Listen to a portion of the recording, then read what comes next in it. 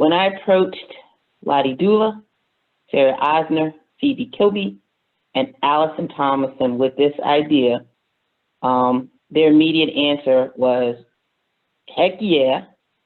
When, where, and what time do we need to show up? And what I have learned and have truly come to appreciate in my conversations with them as we've prepared for this event is their openness, their honesty, their frankness, and their vulnerability. Acknowledging and sharing your family's connection to slavery is not an easy task. And I'm so appreciative that they are willing to discuss their own personal journeys with us tonight. So, to get us moving along on this conversation, get started, what I have asked them to do is each to tell a little bit about themselves, what started them on their journey, and what each is doing to affect change. So, Lotte, would you like to start us off? Thank you so much, Tina. And I just want to say, I know those of you who are with the Coming to the Table Richmond, Virginia group, you know that you guys are rock stars. And I just want to say from my vantage point here in Denver, we look to the RVA group for you guys are leading the charge. So I just want to thank you for putting on this program. I loved working with you and Nita and Hayat and everyone there. So thank you so much for hosting us. As Tina said, my name is Lotte Dula. I'm a retired financial strategist. I live here in Denver, and I'm the founder of a portal called reparationsforslavery.com. Now, and you might guess why that would be, but it's true. I'm the descendant of enslavers. And I'm here because I support the national movement for reparations. Now, my Tina had a very flavorful question for us, which was, what was your oh crap moment? So I'm going to answer that. That made me laugh. Okay, I'm gonna relax a little bit in answering that. But mine occurred just 3 years ago. Some of you may think that anybody who's joined the reparations movement must have been a racial justice warrior for a lifetime. I was not. I've only been involved in this work for 3 years. And in fact, 3 years ago, I had just retired from my financial consultancy practice, and I was planning to go to college. I never went to college, and I was planning to go get a degree. Then I was going to travel and just live a life of leisure and ease. Before doing that, I thought, I've got all these boxes. My mother had died, and I thought, I'm going to open up all these boxes and just get some order to my life. And what I found just absolutely shattered my worldview. I found a little black book. Some of you have heard my story. In it were records of a Mississippi cotton plantation and a list of 44 people who my family had enslaved. 44 names, ages, and values. So this was stunning. I didn't know we had any kind of I knew our family had connections to the South. I didn't know more than that. And I certainly had no idea that my family had any kind of connection with slavery. All of that, our family history had basically been erased, and much in the same way that slavery has been basically erased in our textbooks.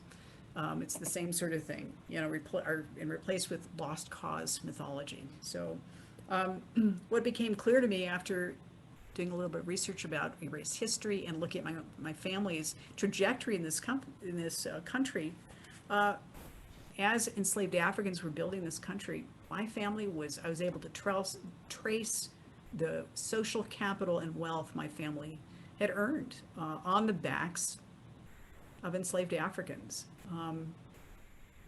And in fact, because my family participated in government, law, and medicine, 3 areas, I consider those really the tent poles of institutional racism. My family actually had a hand in creating the laws that kept African Americans, many, from accumulating wealth themselves. So I felt, I am really complicit. Today, I think we've all heard recent estimates that African American median net worth is just 1/10 of white family net worth. And if you look at the story of Tulsa, this is the 100th anniversary. You can see that whenever there is success, the elements of white supremacy try to destroy it. So my feeling is, if white people like me are not working actively to dismantle these structures, we're just as responsible for this as our ancestors were. Slavery didn't end, merely evolved. So one way I'm working to facilitate change is on a website I created, reparationsforslavery.com. You'll have it on your list of resources. And it's a portal for white families walking the path of repair. When I first made this discovery in 2018, I went on the internet thinking, now that I know, what do I do? And I couldn't find any resources. So I decided to create a resource for white families so that we would have a place to start. So really the portal is designed to be just a starting point on that journey. Finally, I just want to make one thing really, really clear to anybody who's not familiar with reparations as a national movement. Reparations is not a form of charity. It's not a handout. It's not a gift. This is a debt, and it's been on our balance sheet for 400 years. And it's a debt that I hope to see repaid within my lifetime. Thank you. Sarah? Hi, can you hear me okay? Yes. Okay. Mm-hmm. Hi, my name is Sarah Eisner, and thank you, Lotte, and thank you, Tina, for having me.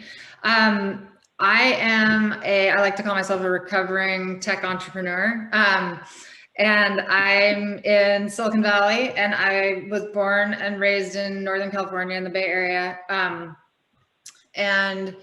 but was taken every year during the summer to Savannah, Georgia. We went to visit my grandparents in Savannah all the time. That's the only vacation my family ever took. And I spent a lot of time in the South, and I consider myself lucky that I have always known, and my family has always been very forthcoming with me, that I am the descendant of enslavers, and I knew where that land was and where those humans had been enslaved. And I knew from every member of my family that was around me that we were to work against what had been done then. But what I didn't really understand, and took me, and I'm at a point now where, we didn't talk about reparations back then. As I was growing up, I had my mother, my grandmother, my grandfather, all were public school teachers. It wasn't like, I had things that I had inherited, so I didn't really connect that there was a debt, that there were reparations to be paid. But so I spent my life trying to work my way through school and make a career, and not until I was lucky enough to step away from that did I recognize that, just because I wasn't handed a bunch of money doesn't mean it is not my responsibility to help pay this debt, and to fight for, I'll make a comment here that even though I co-run an organization called the Reparations Project, I want to acknowledge that both my co-founder, Randy Quarterman, and I agree that, the only reparations that can truly be called reparations are a national reparations program that will truly help close that wealth gap that Lotte spoke about. But quickly, how I got into this work, when I had more time, I could finally do more family research, and this was a few years ago, 2018, started looking for some of the descendants of those my family had enslaved, and I was absolutely just so lucky to find Randy Quarterman, who I learned from sort of family stories and pieced together, was still living, his family was still living in the same town of Port Wentworth, right outside of Savannah, where my great-great-great-grandfather had enslaved his great-great-grandfather, and also given 10 acres of reparations land to his ancestor after the war. And I heard this tale, and so I went looking for Randy to see if I could connect and offer some kind of apology. And I also had some documents that I wanted to share. I knew it was important I go with something to offer, and not just, hey, I'm, here's who I am, want to talk. So I was very lucky. Randy was generous enough to receive me and talk to me. And we found, in speaking for just the first hour, that his family still owned that 10 acres of reparations land, has been paying taxes on it since 1890, and was currently losing part of it to eminent domain. And so what happened then, Randy and I started working together. We became really close friends, and we got some attorneys, and we started working on clearing title to his land. And as we got closer, we started thinking about what else we could do. And again, he was generous enough to participate in this work with me, and we created the Reparations Project, which focuses on asking other white people, descendants of enslavers and others, to pay redress. And then we redistribute that money to Black education and Black land retention in Georgia. Phoebe. Hello, everyone. Phoebe Kilby calling in from Asheville, North Carolina. Born in Baltimore, but my family's enslaving occurred in Virginia. I'm amazed at all the people that are on this call. I feel humbled. There are a lot of people out there who know more than I do, for sure, and should be panelists. But I thought I'd tell you a little bit about my story. It actually, I would say, started really in 2003, when I changed my career from being an environmental planner and went back to school to get a degree at Eastern Mennonite University from the Center for Justice and Peace Building in peace building restorative justice work. And after I learned a lot there, but after that, I didn't quite know what to do with it. So 2 years later, I went back and worked for the Center for Justice and Peace Building. That was in August of 2006. And when I got there, by that time, they had thought about this idea of coming to the table. And they had the first meeting in January of 2006. And you can't even really say that was the beginning of coming to the table, because it wasn't an organization or a movement. It was just an idea. And the university brought people together, some of the founders, Will Hairston, Susan Hutchinson, maybe perhaps people on this call who were there. And I missed that. But at least I had some of those people to advise me. And as I started thinking about it, I realized my family, probably had enslaved people. Now, unlike some of the others do, like Sarah, my family never talked about this at all. I look back at myself and I go, why didn't I figure this out? But anyway, I started looking, found out they were enslavers in Virginia, and I found also descendants online, including Betty Kilby Baldwin. She was Betty Kilby Fisher there.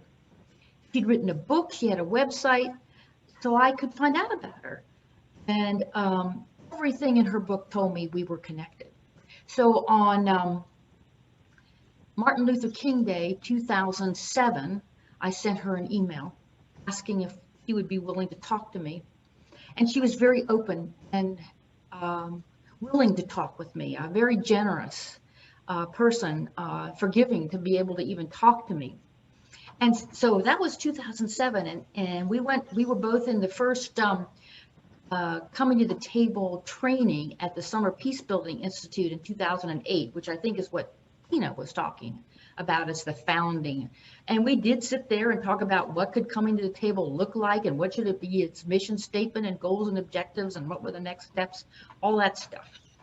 But since then, I've gotten to know her a lot more, her family. And over time, I really began to feel that I should do something to make amends. And her family had really had to struggle. I'll tell a little bit more maybe about that later, to get an education. And so I decided, working with them, I proposed the idea of a scholarship fund and set that up in 2014.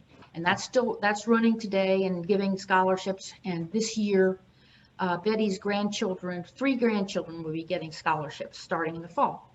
So that's sort of, you can see I sort of approach this very much on a personal level. But I also, in 2014, working with Coming to the Table National, set up the reparations working group.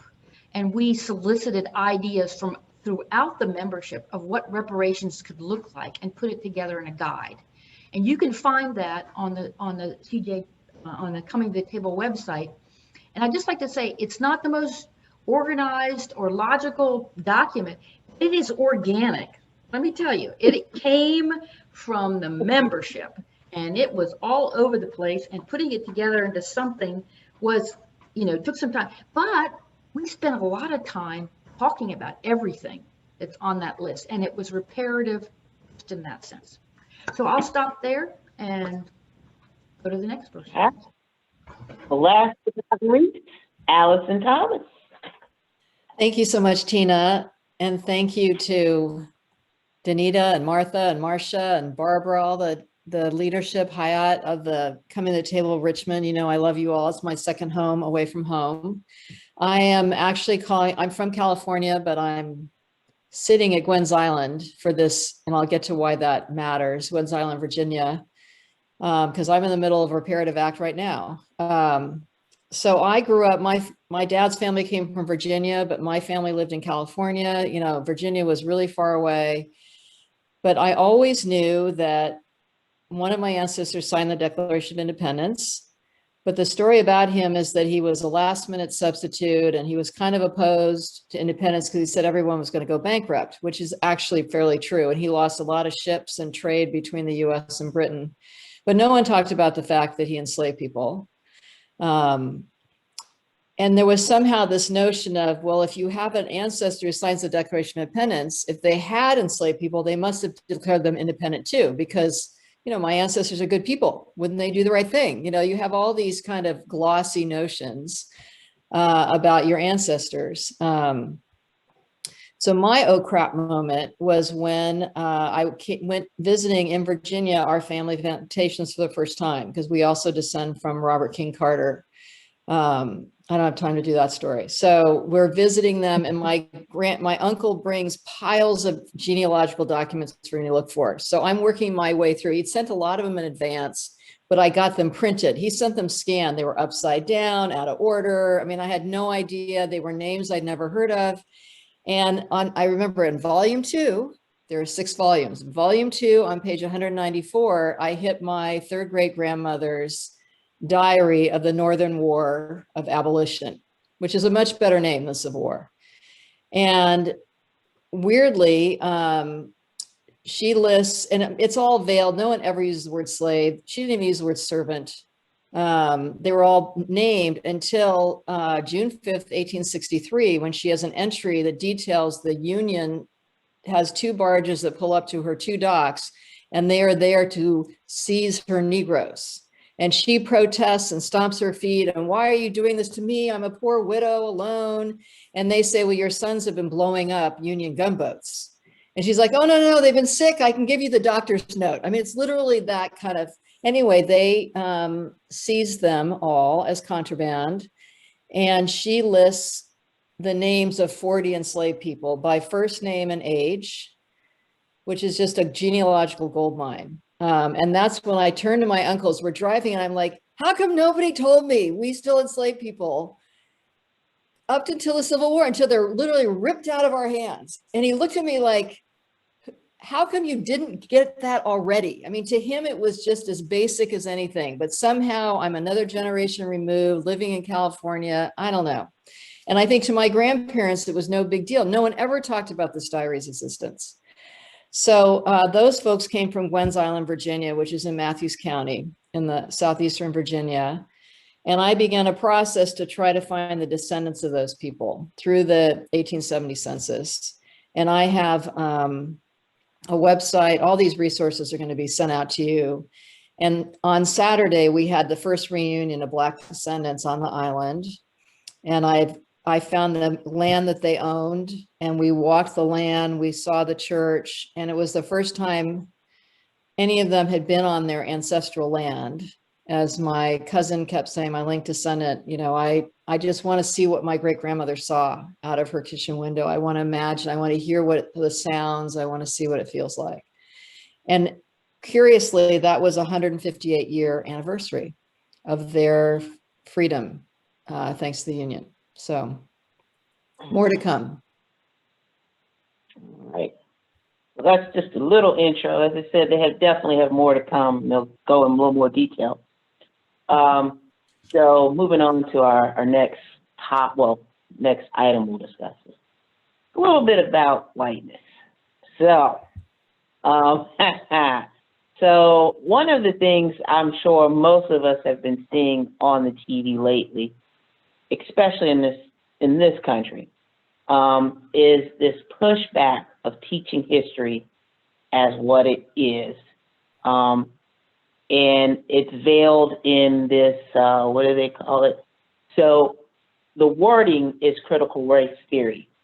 The way they're using it truly is not the way it was intended to be used. It is being used as a weapon to discourage the discussion of history as it truly happened in this country. So as we kind of think about that, and I'm gonna start with Lotte on this one. How did you get deeper into your whiteness on this one? So how did you really think about, wait a minute, how do I start researching what my family truly has done, and really unearth the advantages that have been afforded to me? And then how did that process and that study click something in your mind and made you go, oh crap, I get it now. I got it. Okay, now I need to move and do something different. It's a really interesting question, Tina. And I did have there's some familial traits that go from generation to generation. And one of them is a fascination with genealogy. And my great grandmother happened to have been the genealogist for the Mayflower Society in the early 1900s. So I had boxes of her research and certificates and all this kind of stuff. And so it was like a living testament to whiteness. You could open a box and these were all the things that you would find. So I was able to take her records, and when I retired, I thought, great, I'm going to get into this. You know, my mother loved genealogy. We have that in common. So I built a tree on Ancestry. Now, my my ancestors did it to lean into their whiteness, which came from a sense of superiority, white supremacy. They believe themselves to be superior to everyone. And, you know, we grew up hearing, always remember, you're descended from the finest New England blue blood. And I never knew what that meant until I started looking into Ancestry. So we were all encouraged to join Daughters of the American Revolution, the Mayflower Society, Colonial Dames, name a lineage organization, United Daughters of the Confederacy, name one. My family belonged to all of them. So one of the things that I most enjoyed doing, because I'm a strategist just by trade, is I like the idea of taking, so if you consider white supremacy a poison, how do you transform these characteristics into a medicine to cure, you know?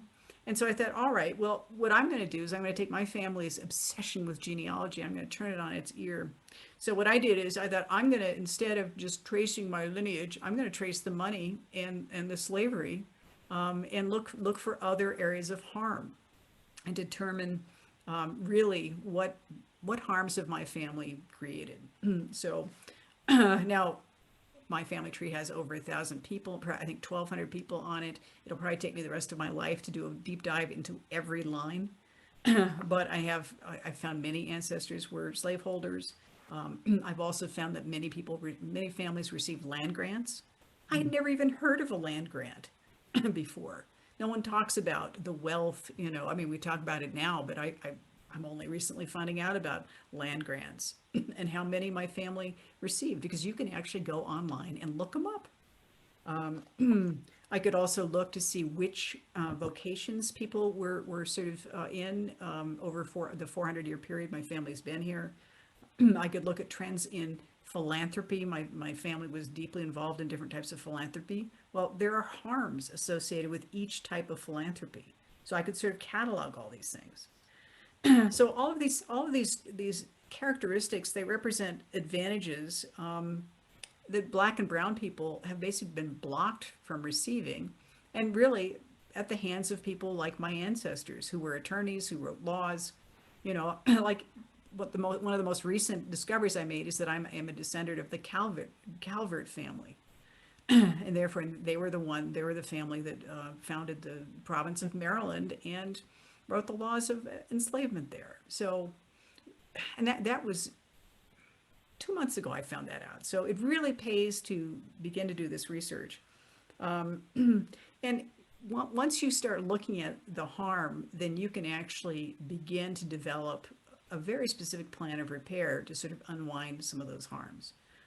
As I think all three, Sarah, Phoebe, and Allison have said, truly, reparations truly is, there's nothing that'll work better than a national program. But my feeling is we won't be able to pass a national program until white people like us get involved in the movement and really look at our history. Thank you. Now, I noticed in the chat you mentioned something, Allison, about head rights. Can you speak a little bit on that? Oh, very quickly. Head rights particularly apply to Virginia. So you've got so many Virginians on this call. So when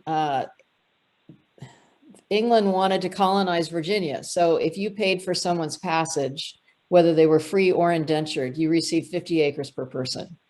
So my 7th great grandfather, Hugh Gwynn, received 1,600 acres in head rights, including for 4. He brought the first African Americans to the island, 5 different at 2 different times, and he got 50 acres for each of them. So as well as for his wife and his son, and so it's a freebie. Talk about a big tax break.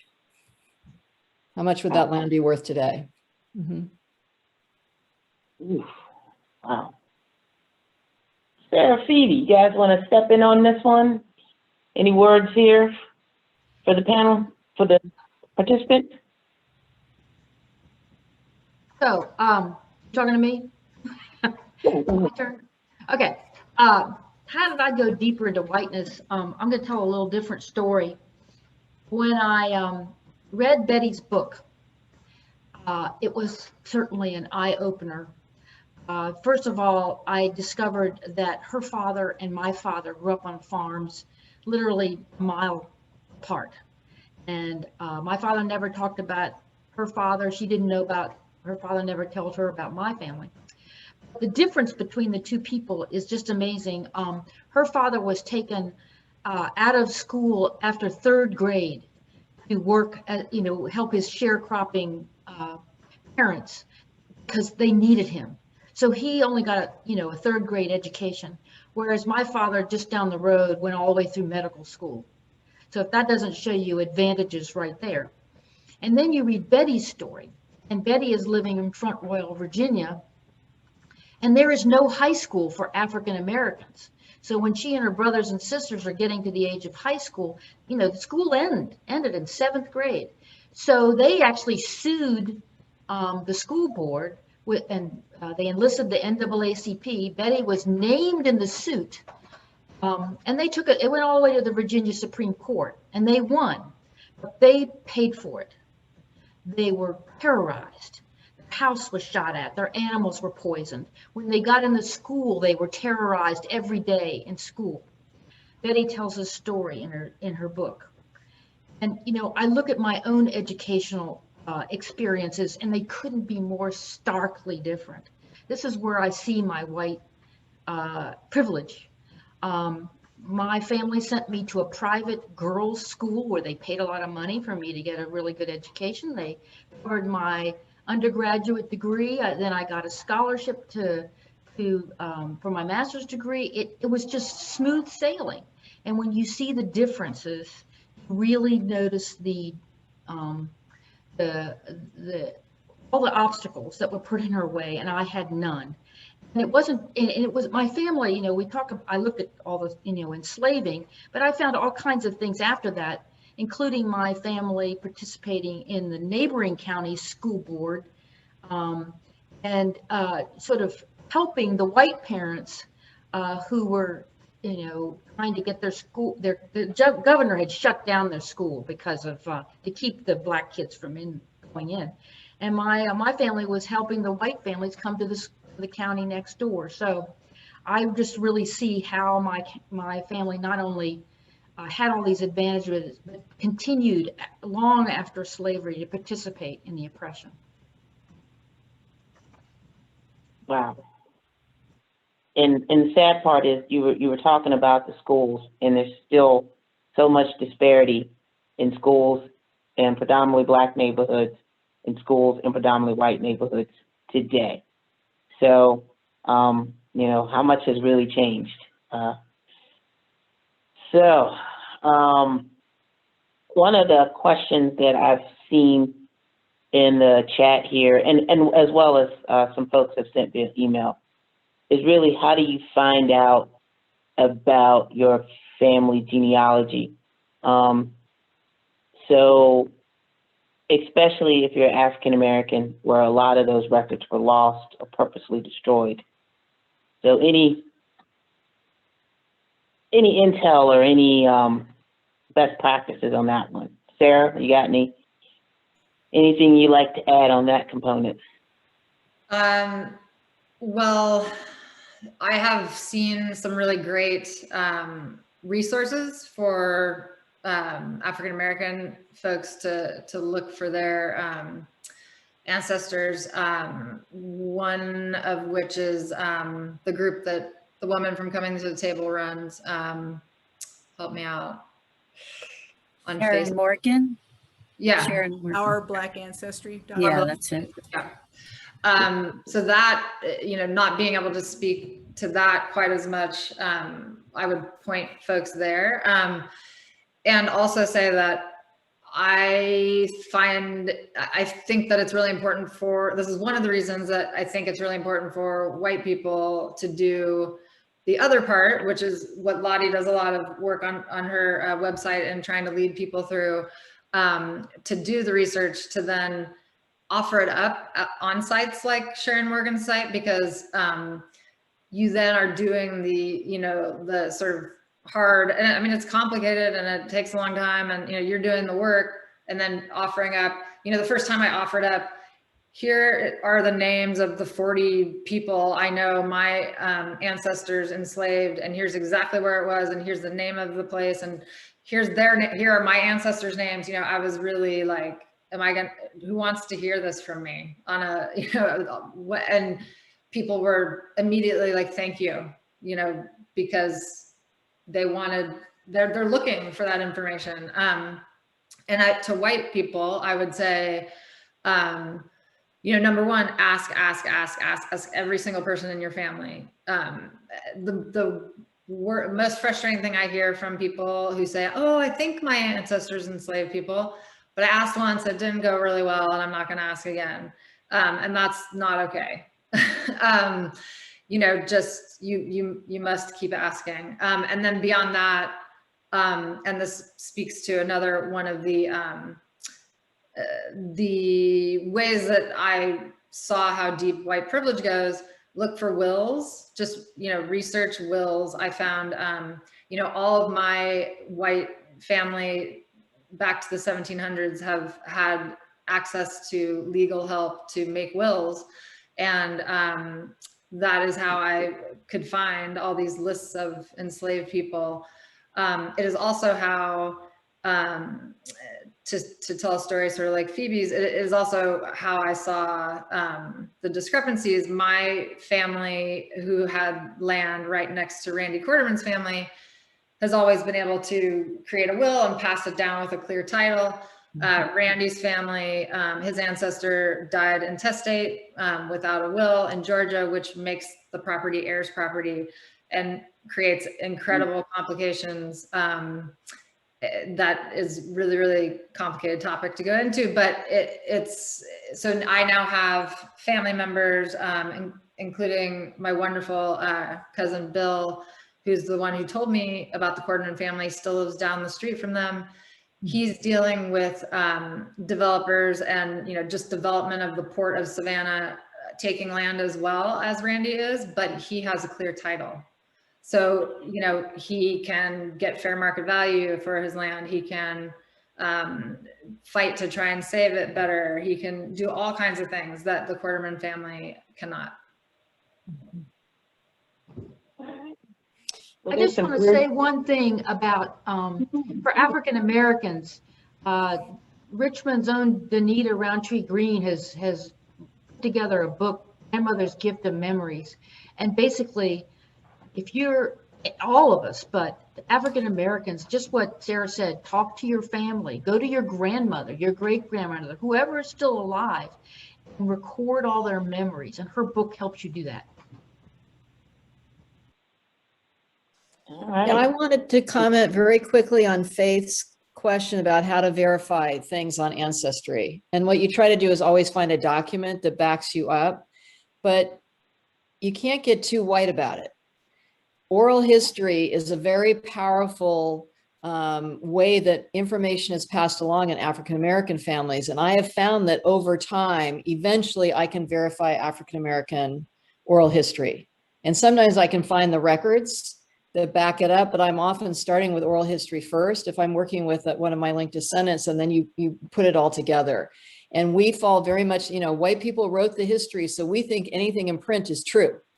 So don't believe your grandmother's account of your family. Go find the primary documents and check on it. And if you're African American, write down all those oral history stories. They're so rich, and you will get a lot of information. Eventually, the tree will emerge out of that through census documents often, or if you can connect with someone. So don't fall in it has to be in a printed history trap. And dates float around in African Americans. No one who was enslaved really knows their date of birth. And so you'll see these dates float around, and you can't get all hung up on it. White people know exactly when they were born and their birth generally. And so you have to kind of go with the flow and keep in mind of the information you're seeking and what makes sense viscerally rather than what's on that page sometimes.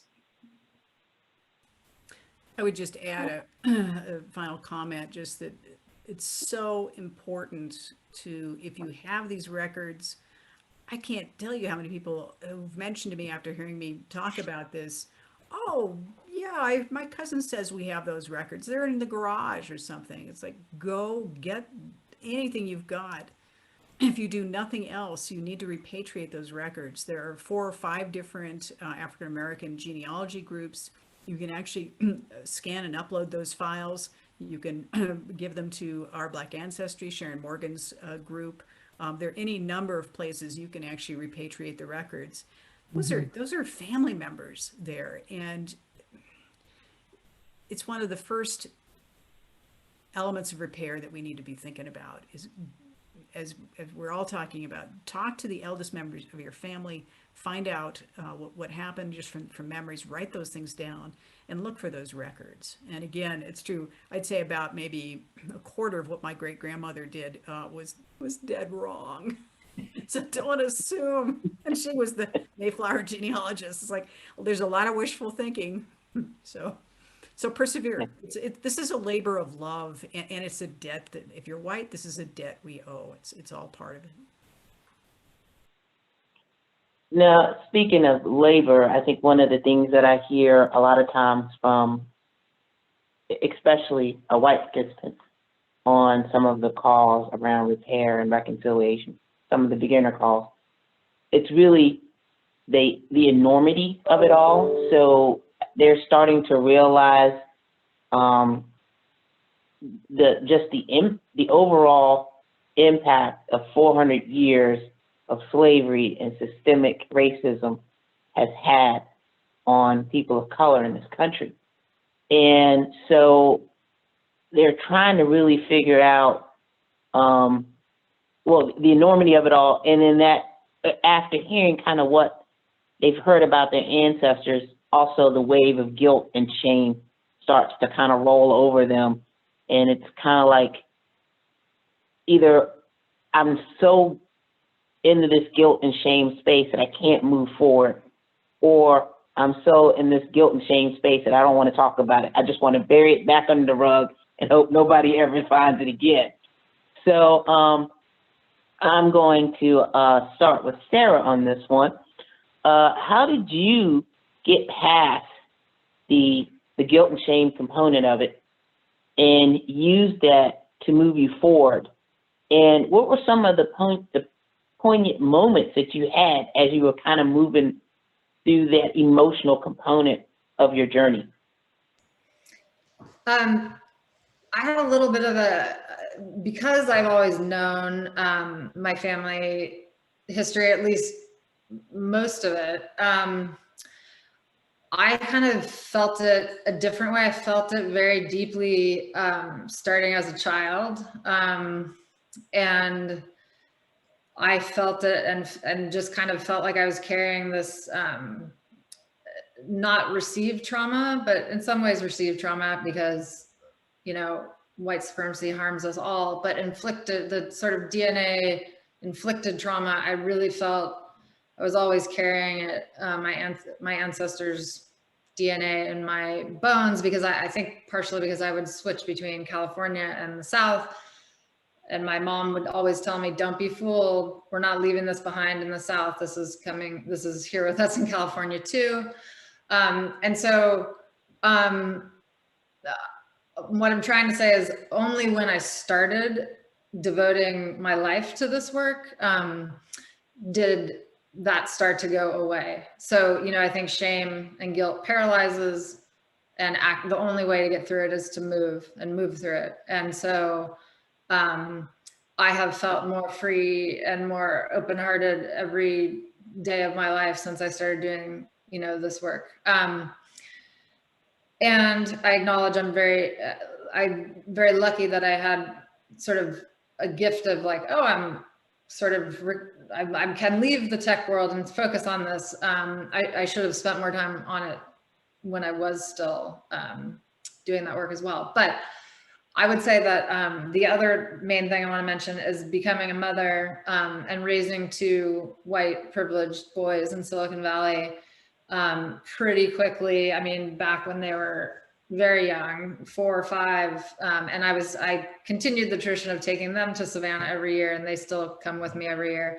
I knew pretty quickly I don't want to pass this shame down the line. And some people say it's not that I'm so embarrassed to talk about it or whatever, it just makes people feel bad. And I don't want to tell my children that they're descendants of enslavers. And I feel very differently about that. I started talking to them about that from day one. And that helped me. Once I was talking to my children about it, I mean, your children hold you accountable, right? So. Allison, I saw you nodding your head there. How did you move past your guilt and shame? The moment that triggered my shame and grief and the most was when I discovered that my 7th great grandfather was a slave trafficker. He wrote about it extensively in his diary. And somehow that was a line that just wiped me out. So I understood the enslavement part, but the trafficking, and he's so cold and clinical about it. He's always complaining he can't get a good price, and he's selling children who by definition are orphans. And and then I realized that I had a whole bunch of 7th great grandfathers who were also traffickers, because that's what Virginian rich guys did. They had the credit to be able to be in that business, and they saw no reason not to be. So what I did was join Coming to the Table, and I joined my Pasadena group, and I needed a support system. And there were several people in that group who also descended from enslavers. And so I was able to put together my posse that supported this work. and everybody had been doing different things that were all still members of the group. But for me, it just kept going from there. I really felt strongly that I needed to exorcise this out of my DNA. And oh, the other thing that happened is my father got dementia before he died, and he turned into a racist. And he was a moderate Republican. All of a sudden, he's talking about those gangsters protesting in Ferguson. I'd be like, what are you talking about? And I thought, oh, this is really deep. It's so ingrained, I have to work hard. So I spent the first period of time excavating my own whiteness and confronting that shame. And the reparations for me followed later. I mean, now people say, well, you're doing so much. It's like, well, how can I stop? I can never possibly atone for this. So I can never do enough. So I'm going to do as much as I can. And I can talk more about that, but that's, to get through the guilt and shame thing. Otherwise, as Lotte said, did you use your no, you haven't. White dithering. People get stuck and then they just dither and cry and complain. And what we're saying is move through it. Come to our panel at the National Gathering that Angela's posted about, which was focusing on how to move through shame, grief, and anger. So it's definitely a thing, but you're not allowed to sit in it. You got to move through it. We got too much work to do. If I can jump in here, yeah, white dithering, we're going to trademark that. It's a thing. What I want to say about guilt and shame, just very quickly, is really this is a form of white cultural narcissism. Think of it this way: if you accidentally drop a lead weight on somebody's foot, is your first response going to be, "Oh, I'm such a bad person"? Oh, no, you're going to go to them. Oh my goodness, let me get this off your foot. Are you okay? Let's get you medical help. You're going to focus on the harmed party. So shame and guilt it's the same thing. You're thinking about yourself. You're not thinking about people who've been harmed for 400 years. So every time you're starting to feel sorry for yourself and just dithering about what to do, think about the harmed people. And in fact, the UN has published a whole guidelines for restitution and reparations, and that's one of them. Is really the harmed party needs to be the focus of the attention, and they need to set the terms of repair. So yeah, that's what I'll say. Wow. All right. Well, that's a good call to action there, Lotte. So speaking of action, so moving in here to the enormity of it all and then moving forward. And I'm going to start this one with Phoebe because her group, if some of you don't know, have been working with the city of Asheville, North Carolina, to the reparations proposal has been passed. It is now at the point of how do we actually get reparations in place. And so I can assure you that probably was something that was probably like can we really do this at the beginning to, wow, we actually did this. Now we can move to the next steps. So Phoebe, tell us a little bit about that and the enormity of that, how you guys broke that down into manageable pieces. Well, don't say we've done it yet. This takes a lot. First of all, our Asheville coming to the table local group decided early on that we wanted to be activists. There's not a lot of crying and guilt and shame stuff going on in our group. I don't know. It's just some of our African American members just said, I'm tired. We don't need to talk about that. We need to do something. So that's how we sort of have been all along. But we realized that we were small, and people like me, I was new to the community. So how are we going to make something happen here? Well, there was a coalition had formed, a racial justice coalition of all kinds of organizations around the city. People like the chapter of the NAACP and the YWCA and Democracy Now! And Carolina Jews for Justice, all kinds of people.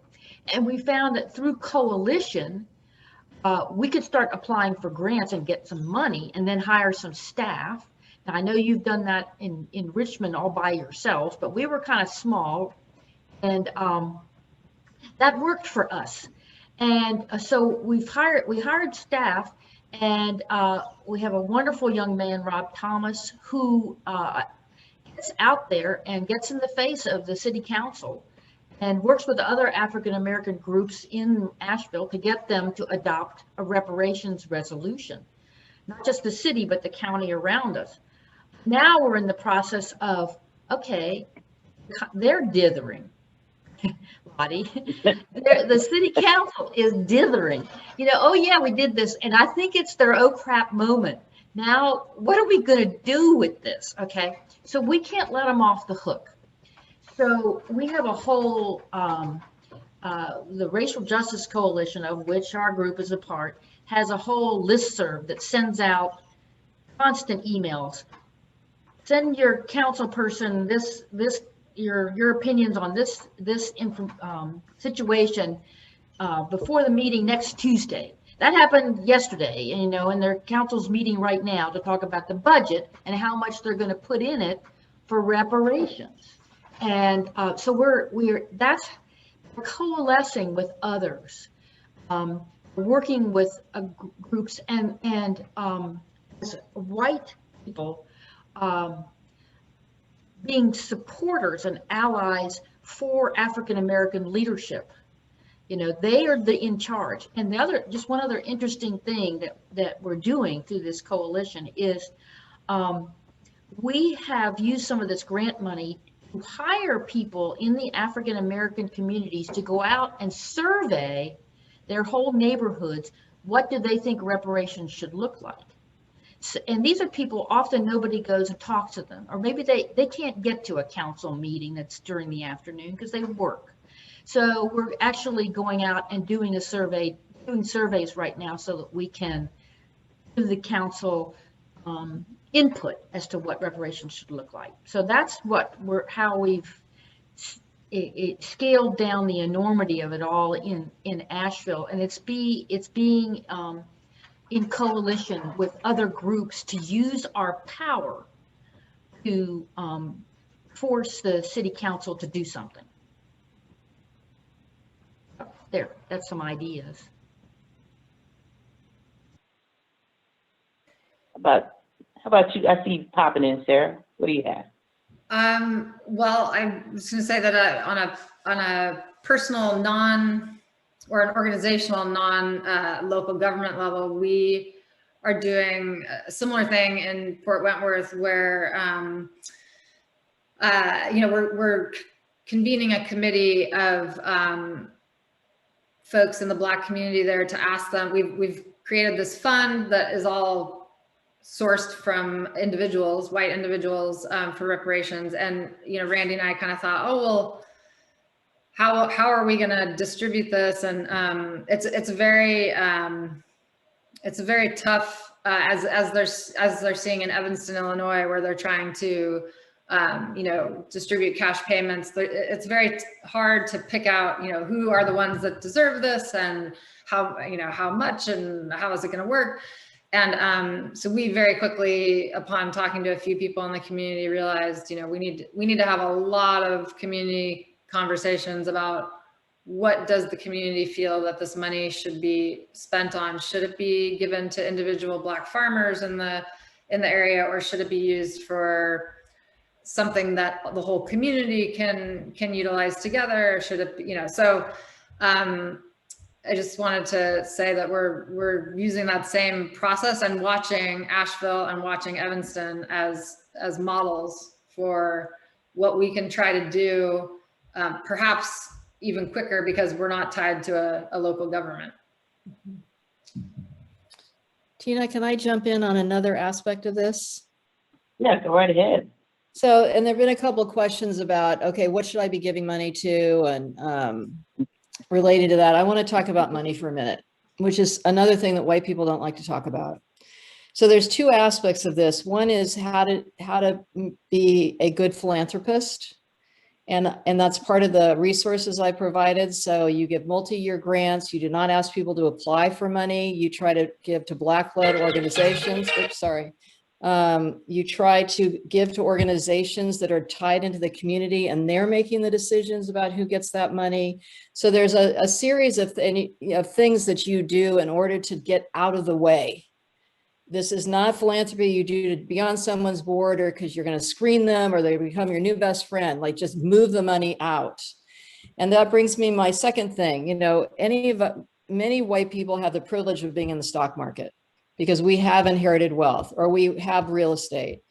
And especially under Donald Trump, the stock market boomed. And it's worth remembering that that is all excess profits that none of us deserve. We don't deserve the underlying stock, much less the boom. And so I took a class with Resource Generation, which unfortunately is under 35s, and which was hilarious. They did one alumni class, so it was me and a bunch of other 40-year-olds. Anyway, but the thing to think about is as you approach, you know, your wealth, to look at not just giving away your excess profits, but actually giving away the underlying wealth. How can you pay down your wealth? How much wealth do you really need and do your kids really need? And that is also part of the repair that you can do on a personal basis. And find those black-led groups, whether it's, I know Lotte supports United Negro College Fund. I do a lot with, and the other thing is C3 and C4 money, because we need to be supporting movement building, as well as community development and education and all these other things. So it is worth doing a philanthropic plan for yourself that looks out 5 years. My financial advisor told me to give it all away in 5 years. I'm not going to be able to do that, but you know, just to look and see and we can all scale that so that it's appropriate given where we are in life, what kind of demands our children have, our relatives, whatever it is. But you've got to start thinking that that's not yours, because we didn't earn that real estate. We didn't earn that money in the stock market. So it shouldn't sit in a bank, much less a white-owned bank that doesn't invest in the community. So find a credit union, find a black-led bank. You know, you've got to think about this thing through the whole money chain. And there's a lot, it's complicated. It takes a lot of work, to be honest, to do the research, to find the organizations that fit those profiles. But I think that's the part of the personal reparation. While we're waiting for the feds to do something, or for our city or states, because it's going to be a while, you know, look at Mackenzie Scott. She moved, what was it, $4 billion in 6 months. Is it that much? 4 million? I don't know. But anyway, Jeff Bezos' ex-wife. So, and let's see what Melinda Gates does, because so far they have given away, what, 1% of their wealth, the Gates wealth. That sounds like a lot of money, but it's like 1%. So it's, sorry, I'm very passionate on this topic, and we don't talk about it enough because we don't want to admit that we have unearned wealth or wealth at all.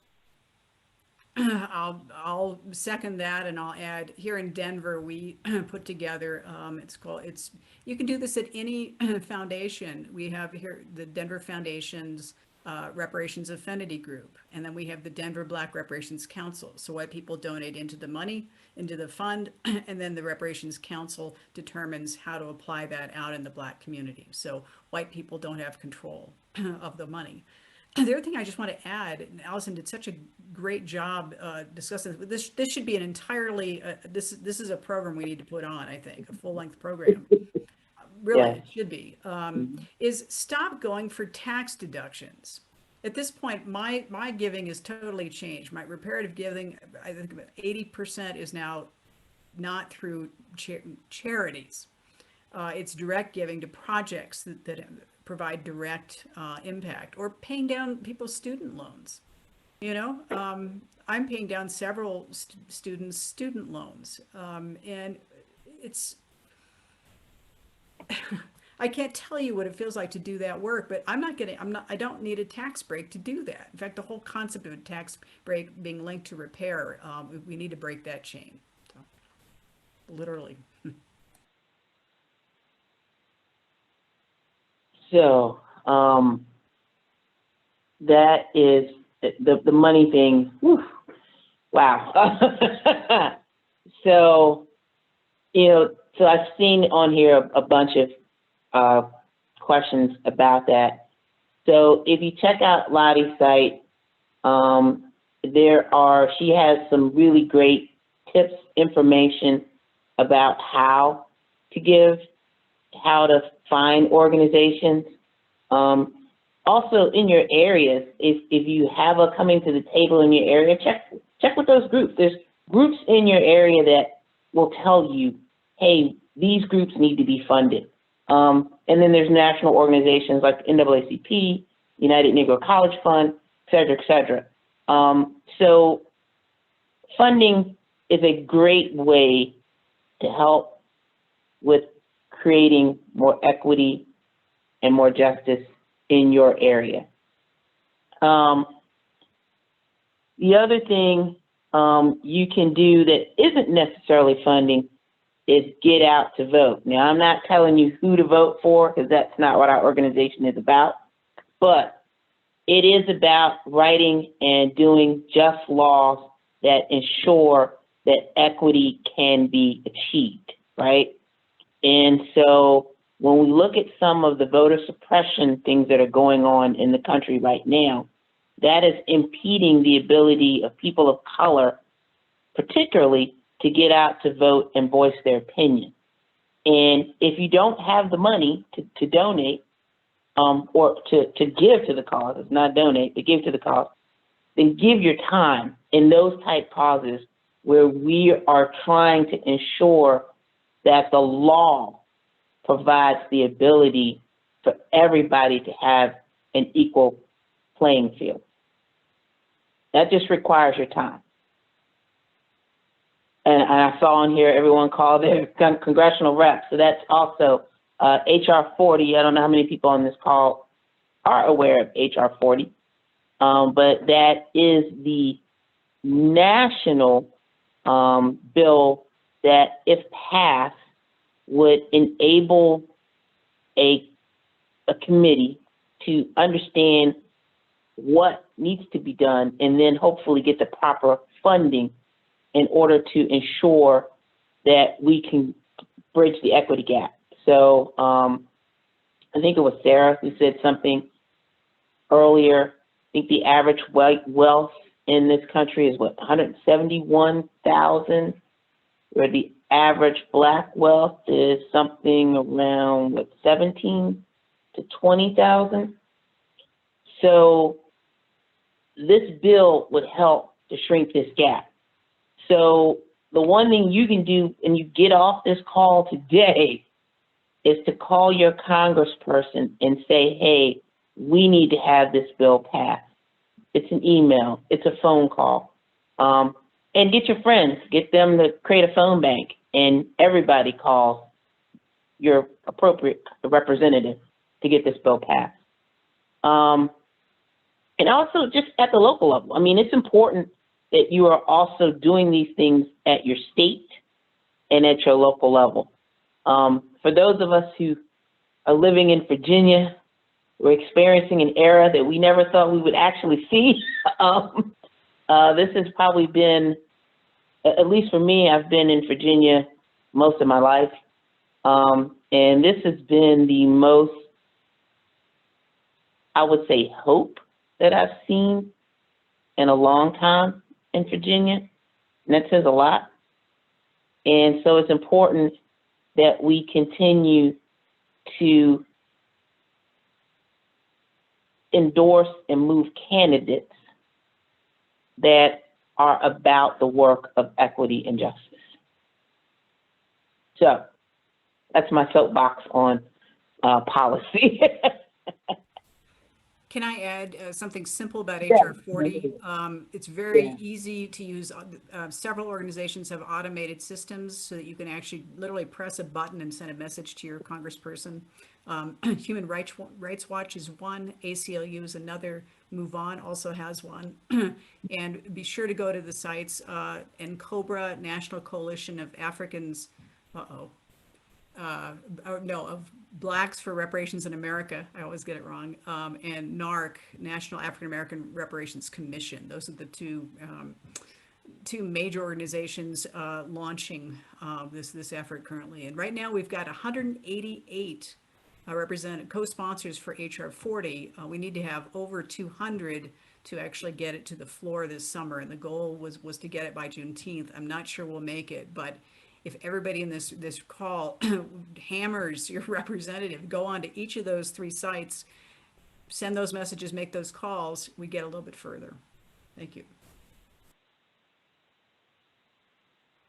So I just saw a question come up about how do you balance the work on these bigger issues with the ongoing need to address the hunger and meeting the daily needs of people in poverty. So I think that's an interesting question because there are groups that are working in both spaces, right? And so for me, and I can only speak for me, and I'd love to hear from these ladies, I have to pick the lane that I'm most passionate about because at the end of the day, that's where I know I'm going to be the most successful. And so for me, I'm obviously passionate about the law because I feel like if the law doesn't necessarily make things correct, but at least provides the foundation for a legal discussion or a legal change. But if you're passionate about homelessness, if you're passionate about equity in housing, then those are the things you would need to follow, right? Because trying to do it all, you're not going to be successful. You'll implode, right? And that's not what we want you to do. But I'm curious to see what you ladies have to say on that. I would just like to say, I said our Asheville Coming to the Table local group decided very early on that it wanted to be an activist group. Then we had to decide what are we going to focus on? Because as you said, Tina, you can't do everything. I mean, it's only, you need to know, I think Hyatt said, where you have your passion, where you have power and can actually influence. And so we went through a whole process of just people throwing out ideas. What could we focus on? And we went through all of them. And then we did a voting process. We just voted, and it was weighted voting kind of thing. And we came out with 3 top priorities, and that's what we decided to work on as a group. And they ended up being, it's still too much, really, when you think about it. Pre-K education was very much a concern, health equity, and then really we didn't start with reparations. We started with the police brutality and the inequitable application of police brutality to our African American community. But that's where there were members of our group that had some connections or some talents. We had a nurse who knows a lot about health. So we created a coalition to deal with health equity. And then we, with regard to pre-K education, we had a member whose church wanted to start a pre-K program. So you who are in your local groups could sit down and do a similar kind of thing and spend time. I've always thought it was useful to do reparations, to work on reparations at all levels. At the personal level, like Allison and Lotte and Sarah talking about, your own wealth transfer and that kind of thing. But at your community level, which we're doing in Asheville, as well as what we just talked about, the national level, like supporting HR 40. But when we were doing the reparations working group and creating the guide, we tried early on. There was a big push in coming to the table to get HR 40 adopted. And of course, nothing happened there. But that's why we did the guide, because we said, we could wait forever. We could lay it a long time and just say, oh, well, that's all we're doing. And we shouldn't. We need to do things ourselves right now. And there are ways to do that. I would add, you can also think about short, medium, and long range impacts. For instance, one of the most simple, if you're not hooked up in the community yet, one of the most simple things you can do is join reparations requests and offerings. It's a very large Facebook group that helps fund people who are unhoused, people who need diapers, just any kind of daily living requirements for BIPOC folks. So there's several different platforms like that one. I tend to, I put money into a pool for them for their management every month, and it helps pay pay for their administrators who actually go through and work with. Lottie, would you say the name of that again? And I can put it in the chat. It's called RRO, Reparations, Requests, and Offerings. And it's a private Facebook group. It's got over, I think, 250,000 people on it. They move, I think, more than $300,000 a year. And these are in small donations, like $25, but they help keep people housed, help keep parents, in their homes, people out of cars, living in cars, that kind of thing. So think of taking care of short-term needs like that. There's also another one called Rise District, and there's also Reparations Roundtable. There are 3, each in different parts of the country. So have a look at those. You can also volunteer your skills in mentorship through those platforms. So different ways to help.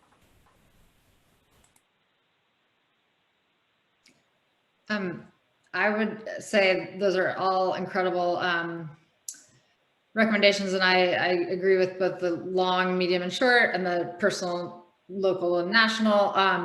And I want to answer the question about how to balance. I just wanted to make sure I said 2 things, and one is just that this is just the issue that's always been in my bones, I think, and that's how I picked it, and balance the weight I put on reparations work. And I also want to say, in complete honesty, it's important for me to admit that I think this is helping me more than it's helping Randy. If I just look at the partnership, I am not trying to save or help Randy's family in this work. I'm trying to repair my own humanity. And this is the work that will repair my own heart and enable me to not pass shame down the line to my descendants. So that's how I balance, or justify, how can you spend all this time on this issue when there are all of these others? Yeah.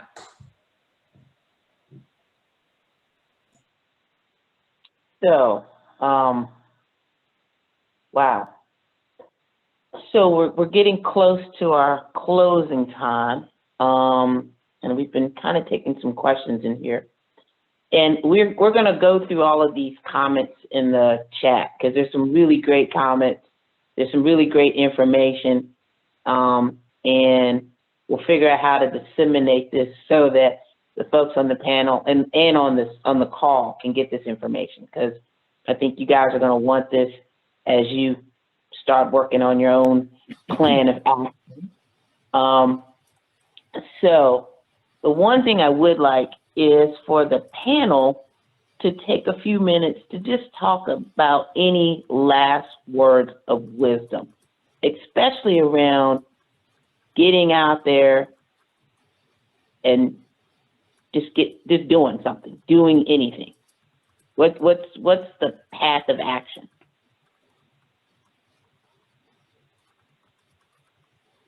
What would you recommend? Lottie, I see you shaking your head, and I know, and you and I have talked a lot, and so I know you are out there. You have a program you just sent me for a proposal for churches to help them start having these conversations with their congregation, to move this conversation forward, as well as the extensive class that you have going on right now in a test mode to hopefully make that more available to help folks to become more aware of the history so that they can be more comfortable in having the conversations and moving into places of repair. So speak a little bit on that, if you can. Thank you. Yeah. Well, I just, once again, check out reparations4slavery.com, which is the portal I put together. And it'll help you sort of, it's like a compass, really. So you can kind of get your bearings and figure out what direction you might be able to go in terms of repair. The other thing I want to say is I can't stress enough the value of relearning our history, including our family history and our country's history. And the reason I recommend this is because it affects our motivation to do this work. if I don't know, if I'm thinking about myself in 2017 before I learned about my history, my family's history, and I had never really studied the history of slavery at any point. It was not offered in any school coursework. When I would think about African American people, this is terrible. I'm just going to admit this. I would think my motivation to do racial justice work would be paternalistic, thinking, oh, those poor people. I guess I'm lucky.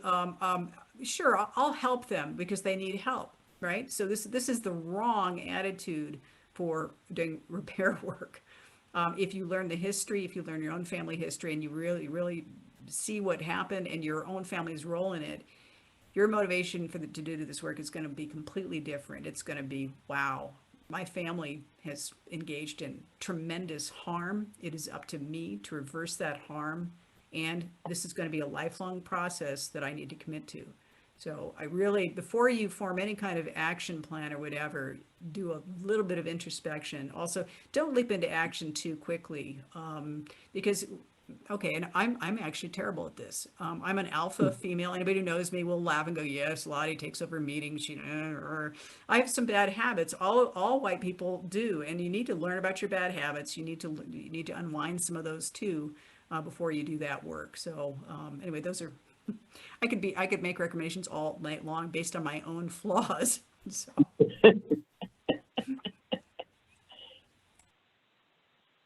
Any other panelists would like to jump in on that question? I like to say two things. First, once you've gone through this introspection that Lottie talked about and really think about your motivations, why you're involved in this, just realize that when you do move into action, that making significant change is going to take time. You can't expect things to happen instantaneously. That's why I laugh when people say, oh, Asheville, reparations, you've got it done. No, it's going to take a long journey to get there. And I also think that even if you think something you're doing or has done is not having a very significant impact, there can always be unexpected outcomes that you don't foresee, end up being good. Somebody hears about what you did. Maybe let's just say, we fail in Asheville, but somebody in another city hears about it and works on it, and somehow that inspires good things to happen. So you can't be beating yourself up if everything doesn't work, sometimes it won't, but it can still have a good outcome. The second thing we haven't talked about is I think all of us can talk to other people and to our families about this issue. And we can talk on a personal level so that they will be inspired to do something. We can talk on the community level to inspire people in your local community, a host speakers series or whatever. And then there are people in coming to the table who are telling their stories nationally. You have Tom DeWolf and the whole DeWolf family telling their story of discovery, and Tom and Sharon Morgan writing their book, Gather at the Table. You have Karen Brannon telling her story about her family's involvement in lynching. My cousin Tim has written a book recently that talks about our family's enslaving and the genealogy work that we did. And I guess I have to put a plug in for Betty and my book, Cousins, because we're hopeful that maybe some people will read this and be inspired to do something. And just so you know, that's not a commercial plug. All the proceeds, our proceeds from that book go to a scholarship fund. But I think that's an important thing too, to talk on a personal level, community level, and even at the national level. If you have the ability to write a book or write a blog or whatever, that's an important part of this too.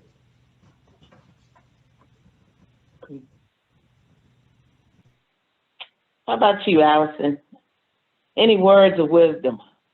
Well, I've been spending so much time on this. I think to highlight a couple of things that have been said, this is a lifelong journey and it's a lifelong task. And where we leave off, our relatives hopefully will pick up and carry on, whether that's kids, nieces, nephews, whatever. and you do what you can. So for me, I prioritized this Gwen's Island project I'm doing specifically. I've got 2 land reclamation projects in Virginia, and then I'm very passionate about housing and police reform. So I have found organizations that are in touch with those groups. So often you can find a community foundation that has a housing justice effort, or a police reform effort, or you find a group like Solidar or Borealis is a good intermediary group. They're intermediary groups, so you don't have to do all the work on the grassroots organizations, because you do want to fund grassroots things if you can. And then I've always been political my whole life. So, but what I realize is I'm tired of giving to candidates.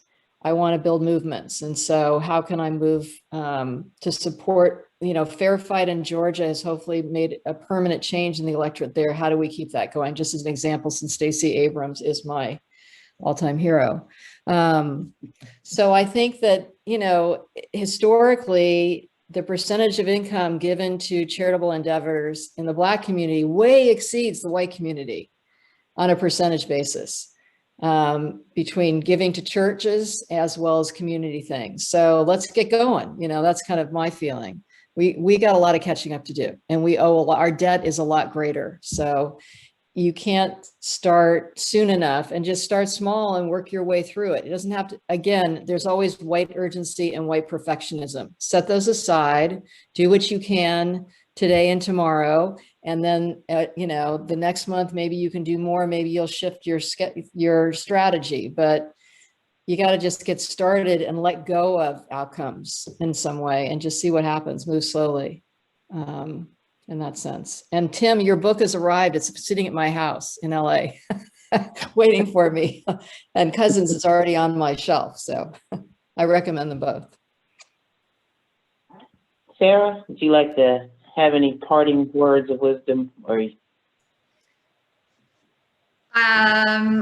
only thing I just keep thinking is in terms of where to get involved and back to the money, where to give if you have it. I think it's really rewarding and healing to even if I didn't know that my ancestors enslaved others, I know that they were white in the South during Jim Crow, or just being white in America, wherever they lived.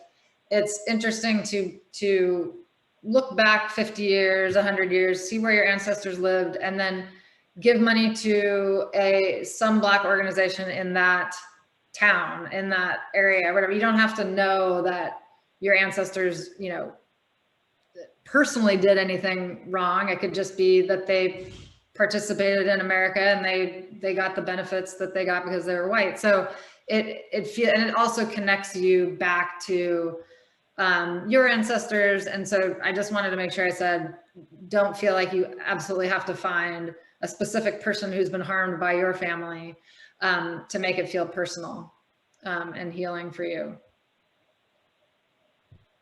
okay. Well, we are at 8:32. I want to respect everyone's time, but I want to say thank you all to our panelists. You guys have given some great words of wisdom and some great ideas of how to get started. I will tell everyone on the call, if you're not a member of, or you haven't participated in a Coming to the Table event, I would highly encourage you to do so. It's not only an opportunity to continue build these relationships and have these conversations, but it also gives you an opportunity to practice having these conversations in a safe space so that you can go out into your communities, your churches, your organizations, even your own families, which can be sometimes the most hostile spaces to have these conversations, to build the practice and to gain the knowledge so you can have those conversations. So please take a look at our website. Please take a look at the national site to find chapters in your area and also find out what programs are coming up. And as I said, we will send you a copy of the resources of our panelists. All right.